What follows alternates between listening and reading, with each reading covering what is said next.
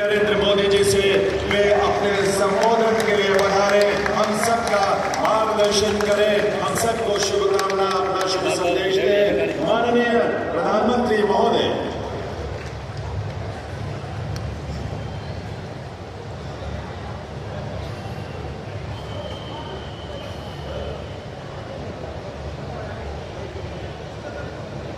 मैं कहूँगा बाबा साहब आम्बेडकर, आप सब 2 बार बोलिए, अमर रहे, अमर रहे।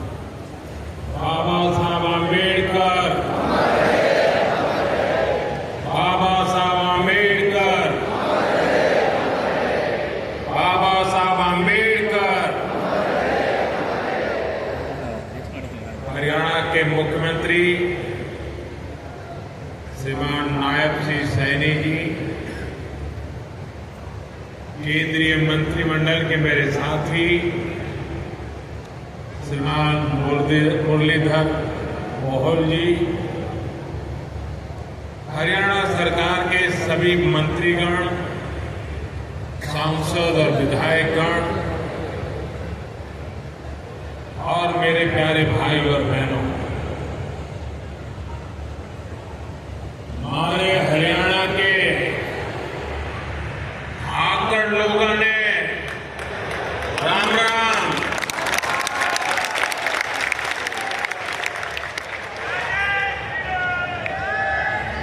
हड्डे जवान, हड्डे खिलाड़ी और ठाडा भाईचारा, जो है हरियाणा की पहचान।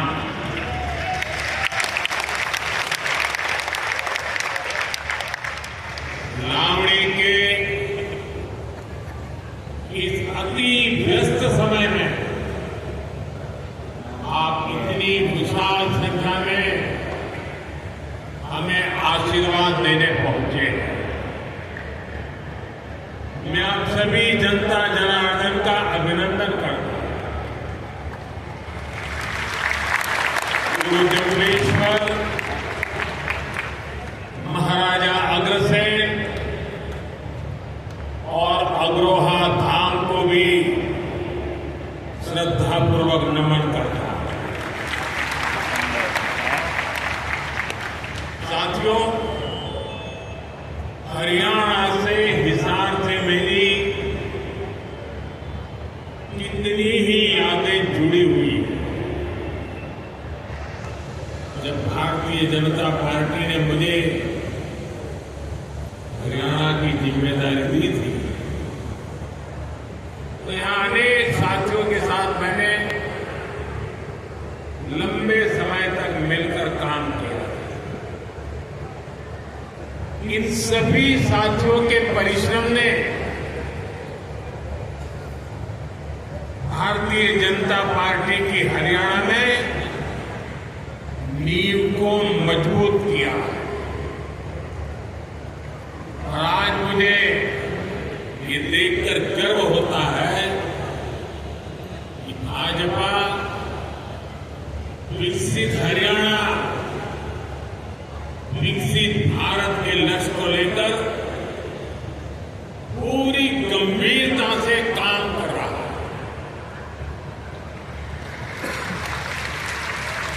साथियों, आज का दिन हम सभी के लिए, पूरे देश के लिए और खास करके दलित, पीड़ित, वंचित, शोषित, उन सब के लिए बहुत महत्वपूर्ण दिवस है। उनके जीवन में तो दूसरी दिवाली हो। आज संविधान निर्माता बाबा साहब आम्बेडकर की जयंती है। उनका जीवन, उनका संघर्ष, उनका जीवन संदेश हमारी सरकार की 11 साल की यात्रा का स्तंभ बना है।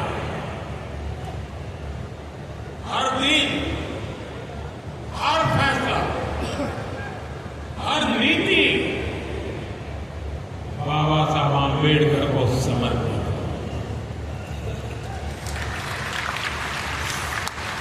वंचित, पीड़ित, शोषित, गरीब, आदिवासी, महिलाएं, इनके जीवन में बदलाव लाना, इनके सपनों को पूरा करना, ये हमारा मकसद है। इसके लिए निरंतर विकास, तेज विकास, और यही भाजपा सरकार का मंत्र है। साथियों, इसी मंत्र पर चलते हुए आज हरियाणा से अयोध्या धाम के लिए फ्लाइट शुरू हुई। यानी अब श्री कृष्ण जी की पावन भूमि हरियाणा प्रभु राम की नगरी से सीधे जुड़ गई है।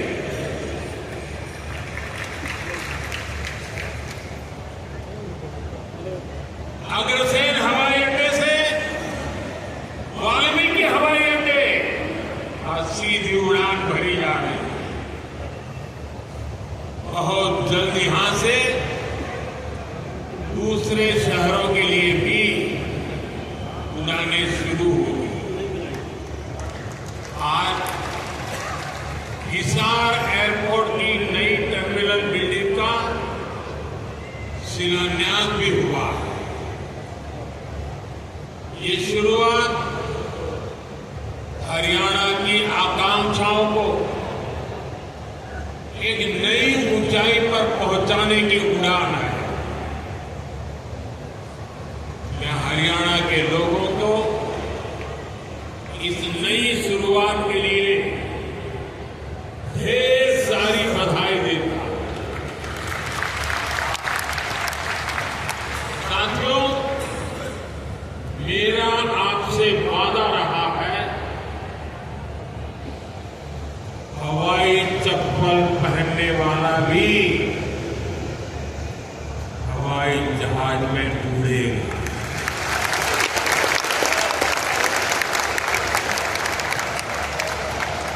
और ये वायदा हम देश में चारों तरफ पूरा होता देख रहे हैं। बीते 10 सालों में करोड़ों भारतीयों ने जीवन में पहली बार हवाई सफर की है। हमने वहां भी नए एयरपोर्ट बनाए जहां कभी अच्छे रेलवे स्टेशन तक नहीं थे। 2014 से पहले देश में 74 एयरपोर्ट थे। सोचिए, 70 साल में 74। आज देश में एयरपोर्ट की संख्या 150 के पार हो गई है।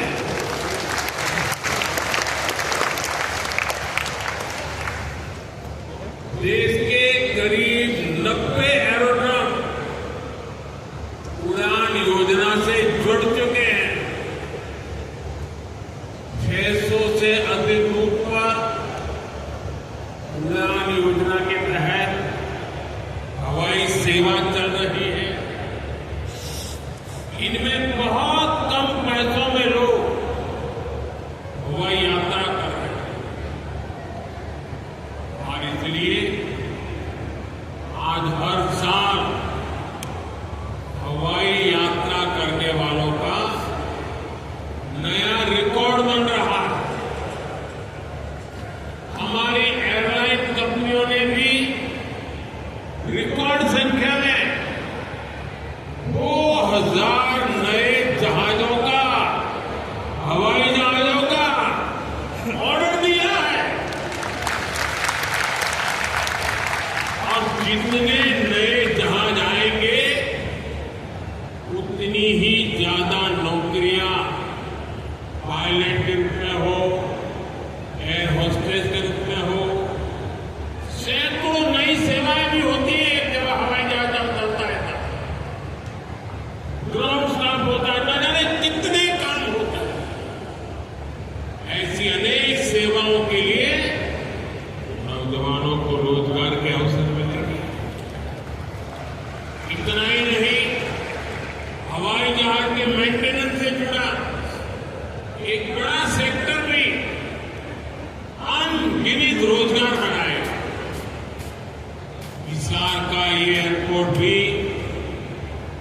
हरियाणा के नौजवानों के सपनों को नई ऊंचाई देगी।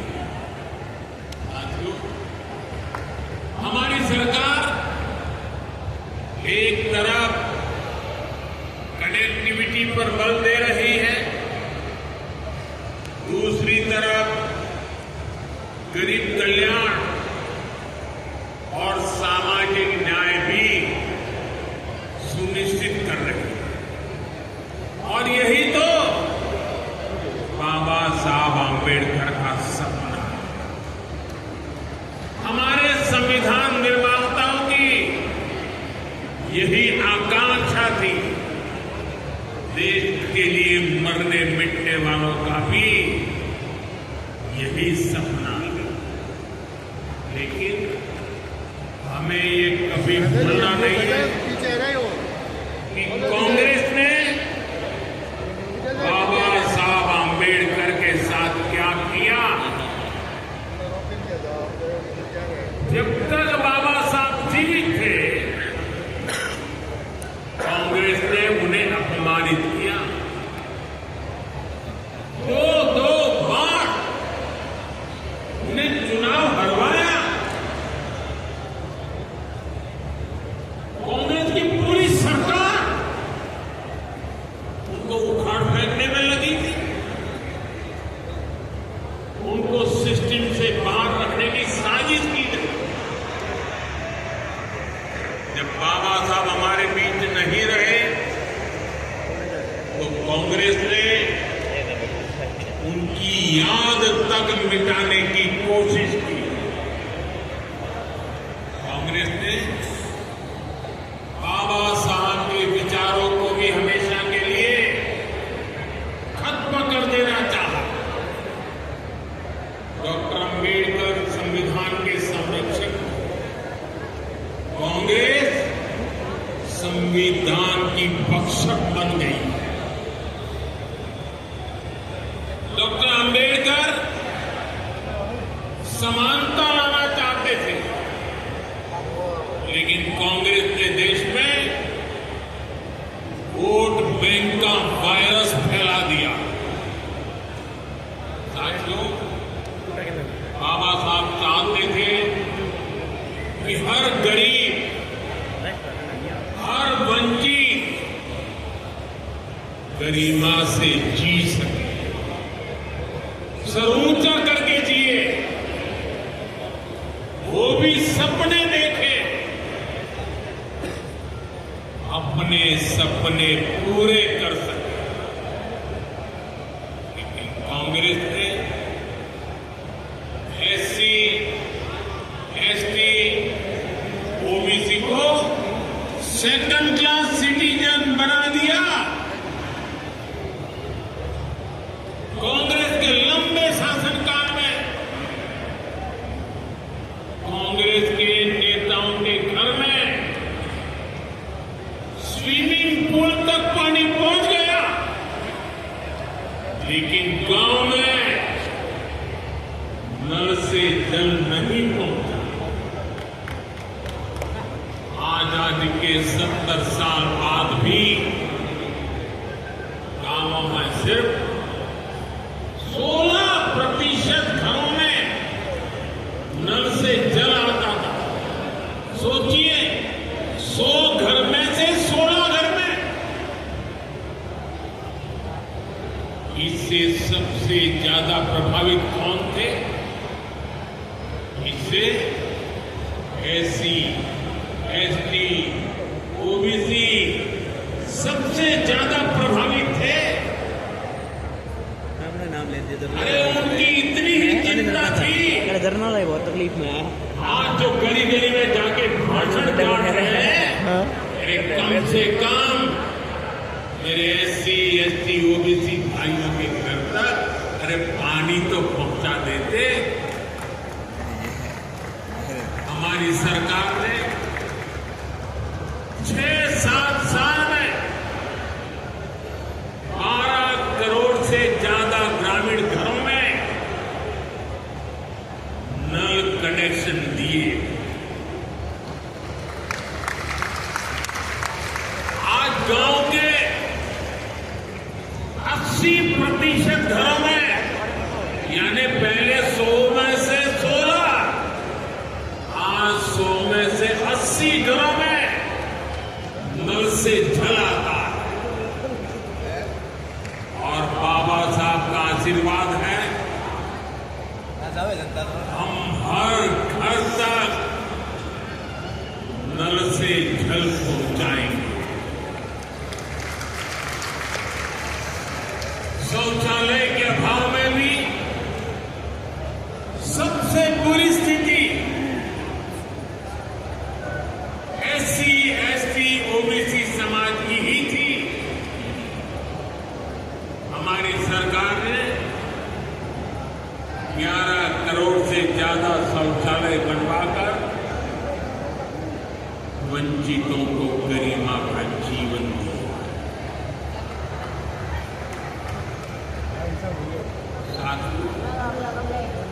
कांग्रेस के जमाने में एससी, एसटी, ओबीसी के लिए बैंक का दरवाजा तक नहीं खुलता था। बीमा, लोन, मदद, ये सारी बातें सब सपना था। लेकिन अब जनधन खातों के सबसे बड़े लाभार्थी मेरे एससी, एसटी, ओबीसी के भाई बहन।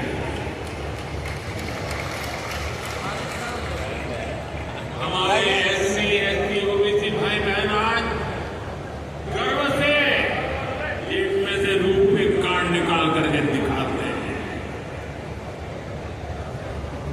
जो अमीरों के जेब में कभी रूपे कार्ड हुआ करते थे, रूपे कार्ड आज मेरा गरीब।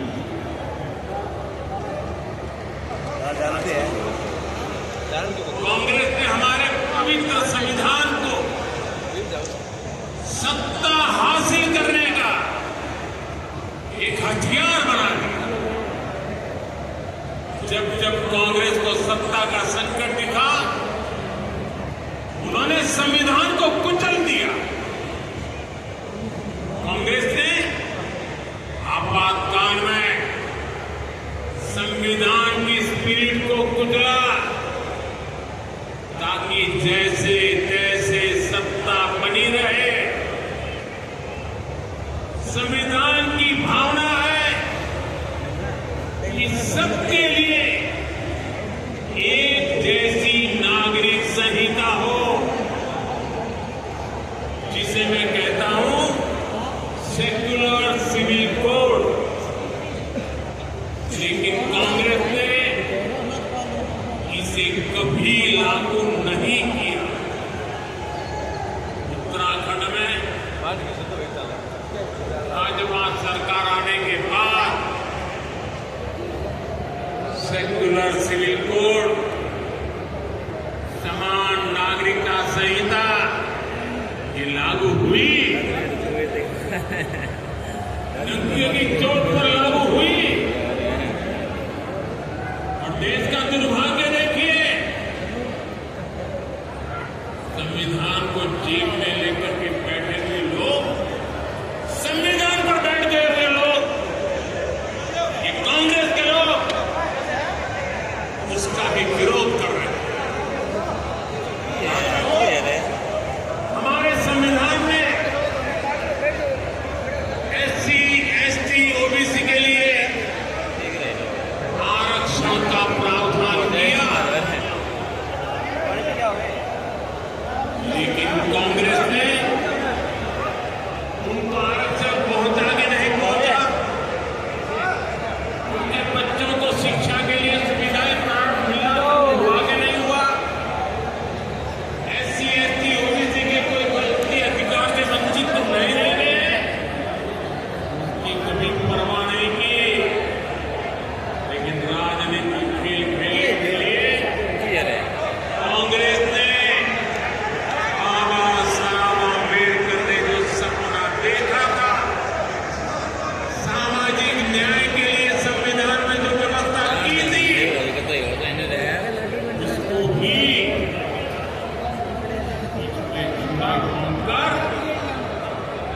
संविधान के उस प्रावधान को तुष्टीकरण का माध्यम बना दिया। अभी आपने भी समाचारों में सुना होगा, कर्नाटका की कांग्रेस सरकार ने टेंडर में भी एससी, एसटी, ओबीसी के अधिकार छीन करके धर्म के आधार पर आरक्षण दे दिया। जबकि संविधान में बाबा साहब आम्बेडकर ने साफ साफ शब्दों में चर्चा में कहा था,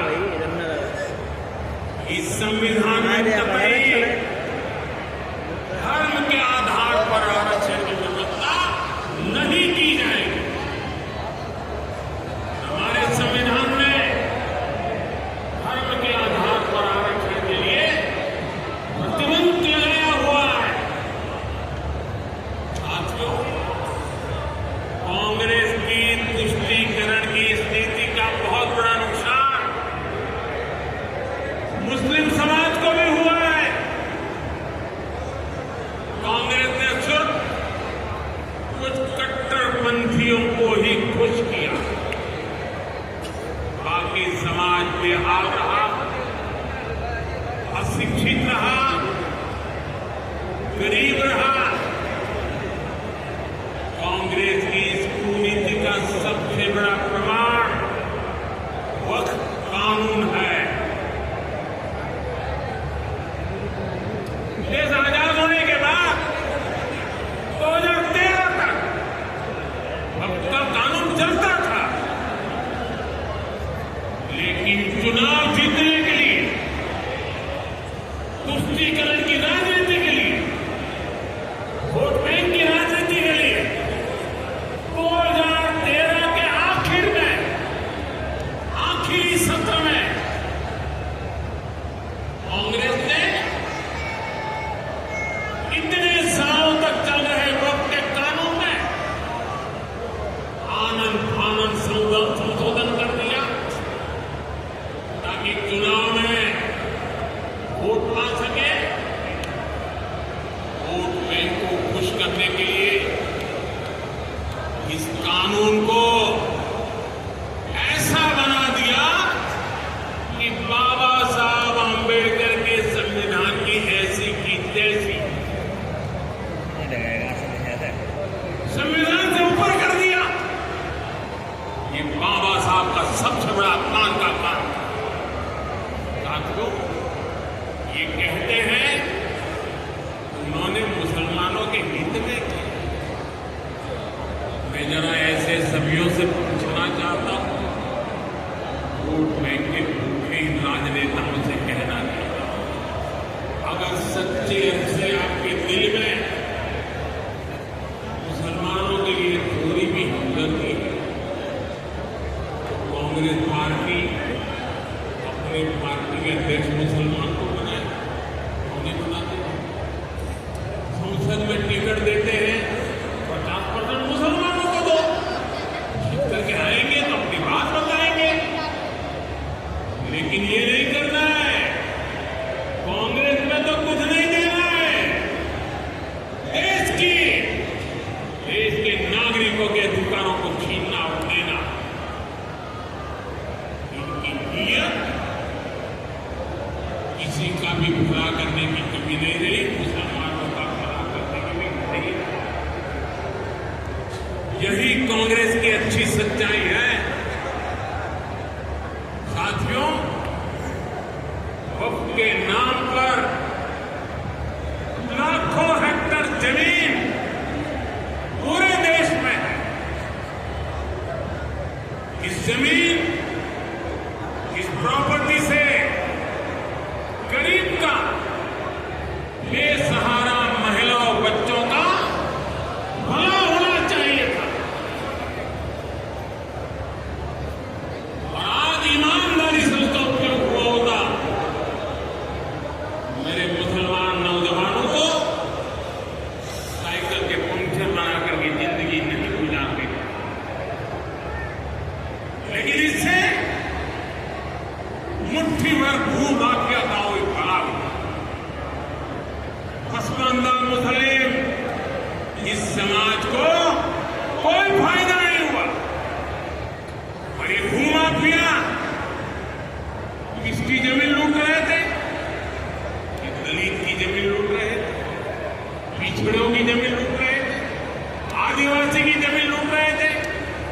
विधवा महिलाओं की संपत्ति लूट रहे थे। सैकड़ों विधवा मुस्लिम महिलाओं ने भारत सरकार को चिट्ठी लिखी, तब जाके कानून की चर्चा आई। वक्त कानून में बदलाव के बाद अब ये गरीबों से जो लूटा जा रहा है वो बंद होने वाला है।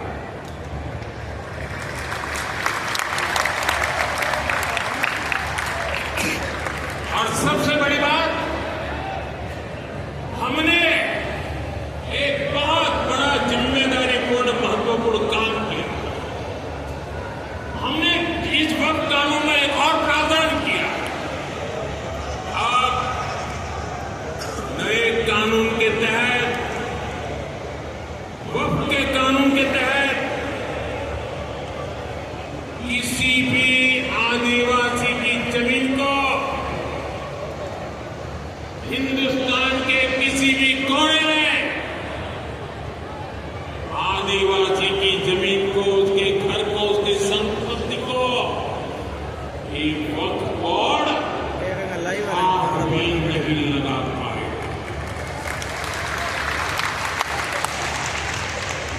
ये आदिवासी के हितों की रक्षा करने का, संविधान की मर्यादाओं का पालन करने का हमने बहुत बड़ा काम किया। नए प्रावधानों से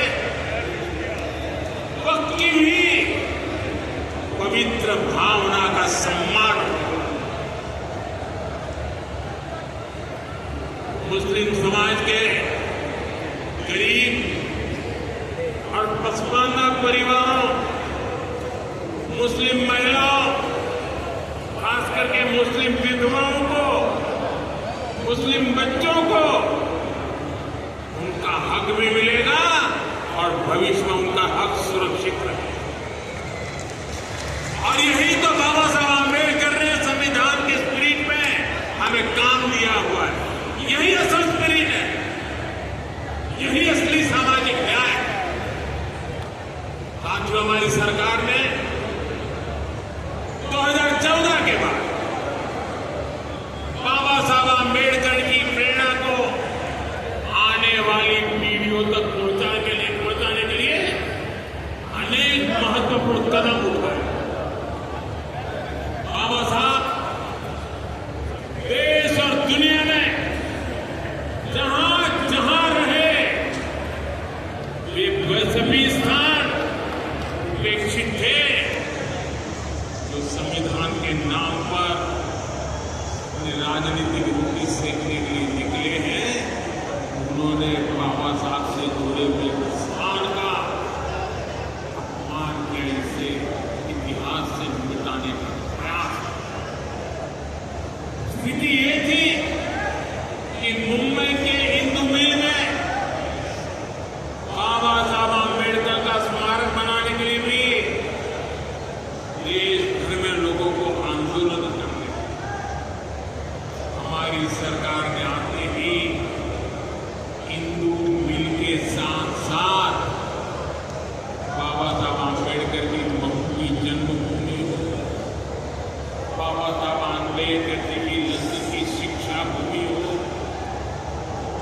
दिल्ली में उनकी महापरिनिर्वाण स्थली हो, या फिर नागपुर की दीक्षा भूमि हो, हमने सभी का विकास किया, इनको पंचतीर्थ के रूप में विकसित किया। मेरा सौभाग्य है कि कुछ दिन पहले ही मुझे दीक्षा भूमि में जाकर, नागपुर जाकर बाबा साहब को नमन करने का अवसर मिला। साथियों, कांग्रेस के लोग सामाजिक न्याय की बड़ी बड़ी बातें करते हैं, लेकिन हमें ये भी याद रखना है कि कांग्रेस ने बाबा साहब आंबेडकर और चौधरी चरण सिंह जी, इन दोनों महान सपूतों को भारत रत्न नहीं दिया था। बाबा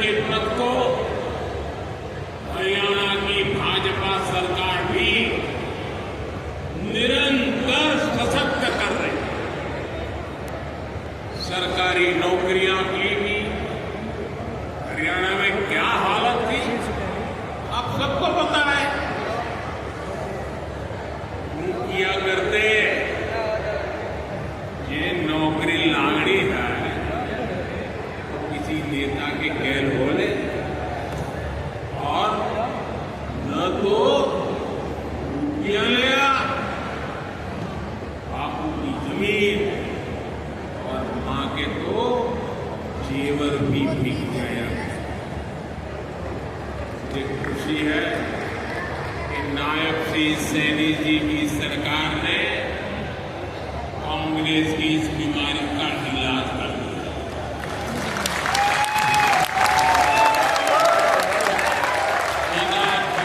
बिना भर्ती के नौकरियां देने का जो ट्रैक रिकॉर्ड हरियाणा का है वो अद्भुत है। और मुझे गर्व है कि मुझे ऐसे साथी मिले हैं, ऐसी साथी सरकार। यहाँ के 25,000 नौजवानों को सरकारी नौकरी ना मिले, इसके लिए कांग्रेस ने एड़ी चोटी का जोर लगा दिया। लेकिन इधर मुख्यमंत्री नायब सैनी जी ने शपथ ली, उधर हजारों युवाओं को नियुक्ति पत्र जारी कर दिया। यह है भाजपा का, सरकार का झूठा था।